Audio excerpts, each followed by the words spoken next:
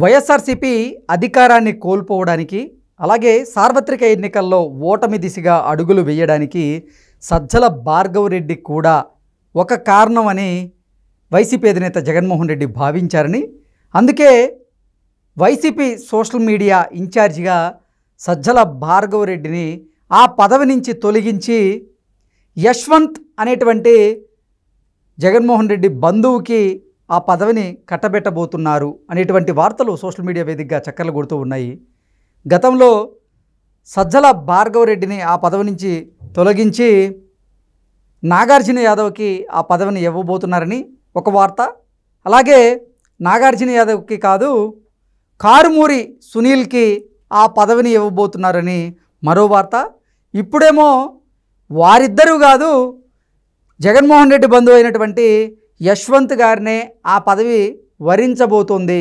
జగన్మోహన్ రెడ్డి యశ్వంత్కే ఈ social media incharge పదవిని కట్టబెట్టబోతున్నాడు అనేటువంటి వార్తలు సోషల్ మీడియాలో చక్కర్లు కొడుతున్న నేపథ్యంలో ఇంతకీ వైఎస్ఆర్సీపీ సోషల్ మీడియా ఇన్ఛార్జిగా ఆ పదవికి జగన్మోహన్ రెడ్డి యశ్వంత్ని ఎన్నుకోవడానికి కారణం ఏంటనేది మనం విశ్లేషణ చేసుకునేటువంటి ప్రయత్నం చేద్దాం. ప్రస్తుతం మనతో పాటున్నారు ప్రముఖ రాజకీయ విశ్లేషకులు, ప్రముఖ సీనియర్ జర్నలిస్ట్ దుర్గా వడ్డమాని గారు. వారితో మాట్లాడదాం. దుర్గారు నమస్తే. నమస్తే. దుర్గారు, మొన్న జరిగినటువంటి సార్వత్రిక ఎన్నికల్లో వైసీపీ ఓటమి దిశగా అడుగులు వేయడానికి అలాగే అధికారాన్ని కోల్పోవడానికి వైసీపీ సోషల్ మీడియా కూడా ఒక కారణమని, అందులో భాగంగానే వైఎస్ఆర్సీపీ సోషల్ మీడియా ఇన్ఛార్జిగా ఉన్నటువంటి సజ్జల భార్గవ రెడ్డి గారిని ఆ పదవి నుంచి తొలగించి వేరొకరికి ఆ పదవి కట్టబెట్టబోతున్నారు. ఆ వేరొకరు ఎవరో కాదు, జగన్మోహన్ రెడ్డి బంధువు యశ్వంత్. ఇప్పుడు యశ్వంత్నే ఆ పదవి వరించబోతుందనేటువంటి వార్తలు అయితే సోషల్ మీడియాలో చక్కర్లు కొడుతూ ఉన్నాయి. 2 వారాల నుంచి చూసుకున్నట్లయితే సజ్జల భార్గవ రెడ్డి ఆ పదవి నుంచి తొలగించి నాగార్జున యాదవ్ గారికి ఇవ్వబోతున్నారని ఒకసారి, నాగార్జున యాదవ్ కూడా కాదు కారుమూరి సునీల్ గారికి ఇవ్వబోతున్నారని మరోసారి, అసలు వీళ్ళిద్దరి వల్ల కూడా కాదు, ఇప్పుడు జగన్మోహన్ రెడ్డి బంధువునే నమ్ముకున్నాడు, యశ్వంత్కే ఆ పదవి ఇవ్వబోతున్నాడని మరోసారి వినపడుతూ ఉంది. ఏంటి అసలు వైఎస్ఆర్సీపీ సోషల్ మీడియా ఇన్ఛార్జిగా ఎవరు ఉండబోతున్నారు, ఆ పదవికి ఎవరిని ఎంచుకోబోతున్నాడు జగన్మోహన్ రెడ్డి అంటే ఏం చెప్తారు? మీరు చెప్పినట్టుగా మనమే మాట్లాడాం. కారుమూరి సునీల్ని పెట్టచ్చు, ఫస్ట్ నాగార్జున యాదవ్ అనుకున్నారు. నాగార్జున యాదవ్ కొంచెం అగ్రెసివ్గా ఉంటాడు, అతని మీద కొంచెం ఎలిగేషన్స్ ఉన్నాయి కాబట్టి కారుమూరి సునీల్ అతనైతే బీసీ సామాజిక వర్గం యాదవ్ కూడా అని అతను తీసుకుంటారు అని మనం అనుకున్నాం. ఎందుకంటే చంద్రబాబు నాయుడు గారు ఎక్కువ యాదవులకి పెద్దపీట వేస్తారు కాబట్టి ఆ యాంగిల్లో ఆలోచించి జగన్మోహన్ రెడ్డి కారుమూరి సునీల్ని పెడతారని అనుకున్నాం. అలాగే వార్తలు వచ్చాయి కూడా.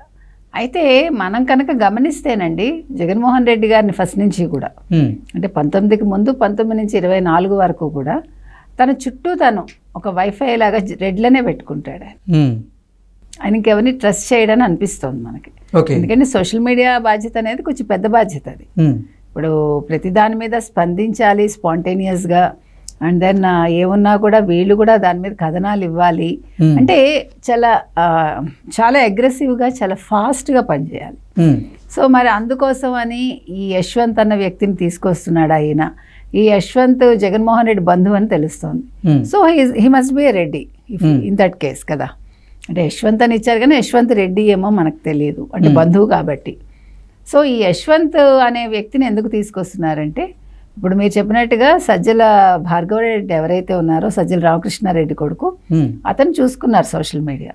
కాకపోతే సోషల్ మీడియా చూసుకోవడంలో అతను వైఫల్యం అయ్యాడు, సోషల్ మీడియా చూడడంలో అతను వైఫల్యం చెందాడు, విఫలమయ్యాడు అనేది మనకి ఎన్నికల ఫలితాలు వచ్చాక అర్థమైంది. అంటే ఎస్పెషల్లీ వైసీపీకి. సో తను కూడా దాన్ని బాధ్యతగా తీసుకుని, అంటే తన బాధ్యతగా ఓటమిని నేను ఉండను అని భార్గవ రెడ్డి అన్నట్టుగా, కానీ జగన్మోహన్ రెడ్డి అతను కంటిన్యూ చేశాడు ఈ 2 నెలలు అనేది తెలుస్తుంది. కాకపోతే ఇప్పుడు ఏంటంటే భార్గవ రెడ్డి లేదు నేను తప్పుకుంటాను సోషల్ మీడియా అధినేత కింద అంటే, అప్పుడు ఈ యశ్వంత్ని తీసుకొచ్చి పెట్టారు అని ఒక వార్త వచ్చింది మనకి.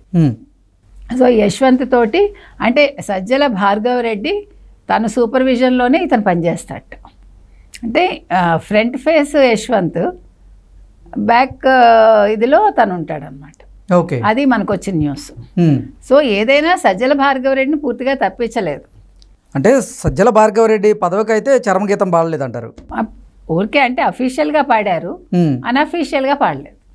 అంటే ఇంకా ఎక్కడో కొన ప్రాణంలాగా ఇంకా ఎక్కడో కొస ఇది ఉంది అతనికి. జగన్మోహన్ రెడ్డికి కూడా అతని మీద ఏదో కొద్దిగా ప్రేమ ఉందేమో మరి మనకు తెలియదు. అంటే సజ్జలతో ఏ రకమైన డీలింగ్స్ ఉన్నాయో మనకు తెలియదు కదా. ఇప్పుడు నిన్నటి వరకు ఇతని బహిప్రాణం కింద సజ్జలు ఉన్నాడు కదా. సో అలాంటప్పుడు ఇప్పుడు సజ్జల్ని దూరం చేసుకుంటే ఈయన లూప్ హోల్స్ అన్నీ బయటకు వస్తే, ఇప్పుడు భార్గవరెడ్డి ఊరికే పై మాటల కింద నేను వెళ్ళిపోతాను అని ఉండొచ్చు. కానీ ఇప్పుడు లోకం కోసం లేదంటే కేడర్ కోసం సజ్జల భార్గవరెడ్డిని పక్కకి తప్పించినట్టే తప్పించి యశ్వంత్ ఫేస్ అనేది ఊరికే పెట్టారేమో. అంటే నడిపించేది సజ్జల భార్గవరెడ్డి అని మనకు అర్థం అవుతుంది, నడిపించబోయేది కూడా, అందులో ఎటువంటి సందేహం లేదు. అంటే అసలు మొన్న వైఎస్ఆర్సీపీ అధికారాన్ని కోల్పోవడానికి కారణం ఒక రకంగా సజ్జల భార్గవరెడ్డి అయ్యి ఉంటే, మరి సజ్జల భార్గవరెడ్డిని తప్పించకుండా ఆయన్ని అదే పోస్ట్లో కంటిన్యూ చేస్తానే అదనపు బాధ్యతలు అంటే వేరొకరికి అదనపు బాధ్యతలు ఇవ్వడాన్ని ఎలా చూడాలంటారు? అంటే అదే చెప్తున్నా మీకు. మరి సజ్జల రామకృష్ణారెడ్డి తోటి జగన్మోహన్ రెడ్డికి ఏం డీలింగ్స్ ఉన్నాయో ఇప్పుడు ఈయన ఇన్ అండ్ అవుట్ ఆయనకు తెలుసు కదా. ఇప్పుడు మీకు జయలలిత శశికళ మ్యాటర్ తెలుసు. శశికళని 2 సార్లు బయటకు పంపించింది జయలలిత, కానీ 108 రోజులు అవగానే తెచ్చుకుంది కదా.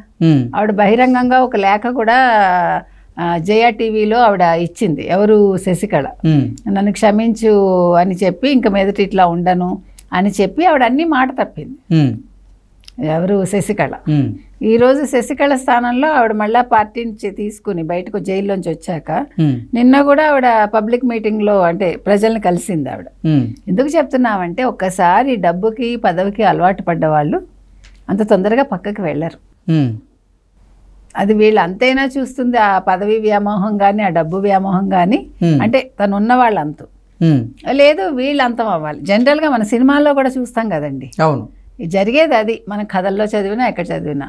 మరి సజ్జల రామకృష్ణారెడ్డి తోటి ఈయనకి ఏ రకమైన డీలింగ్స్ ఉన్నాయి అంటే ఏదైనా తెర వెనక భాగవతాలు ఉన్నాయా?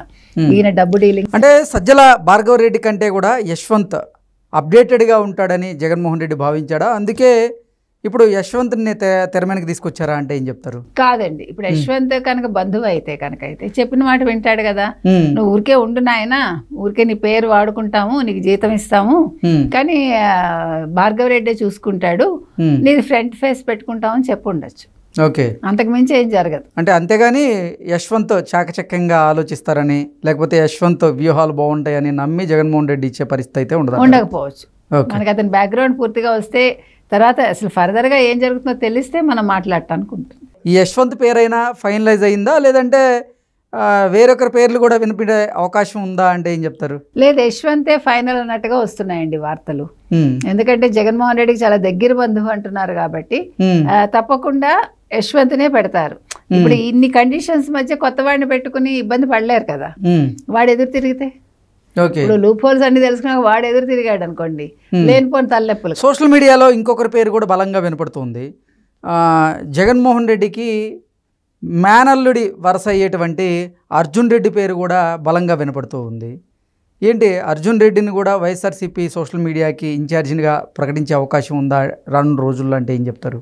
చెప్పలేం. ఇప్పటికైతే యశ్వంత్ పేరు ఖరారైందనే చెప్తున్నారండి, అందులో సందేహం లేదు మనకి. అర్జున్ రెడ్డిని మరి ఫ్యూచర్లో తీసుకొస్తారా తెర మీదకి అనేది మనం వేచి చూడాలి. ఓకే అండి, thank you so much. Thank you.